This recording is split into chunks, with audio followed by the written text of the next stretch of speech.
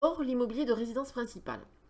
Alors, c'est un secteur qui, en effet, est un secteur qui a plutôt bien résisté à la crise. Parce que c'est vrai qu'avec le confinement, le télétravail, on s'est rendu compte qu'il y avait un réel attachement à son lieu de vie. On a envie d'être bien chez soi.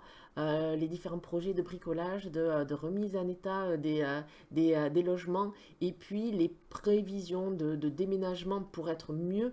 On parle de ces fameux espaces extérieurs, le moindre balcon ou petite terrasse permettait d'améliorer son quotidien. Oui, en effet, la résidence principale est devenue plus importante dans son patrimoine qu'il y a quelques mois.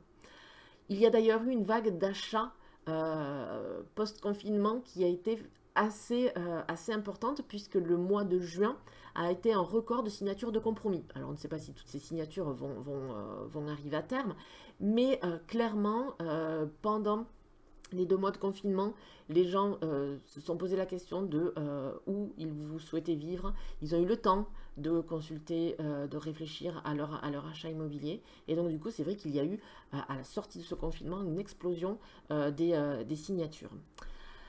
Toutefois, il faut voir que la demande a tendance à faiblir.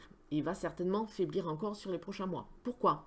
Parce que même si les taux d'intérêt sont toujours très bas, les conditions d'octroi et d'accès au crédit se sont resserrées depuis notamment fin 2019, début 2020, où clairement donc là, le Haut Commissariat à la Sécurité financière a demandé aux banques de respecter ce fameux endettement des 33%, qui avait tendance à être largement dépassé, et à limiter, voilà, l'accès à tous au crédit.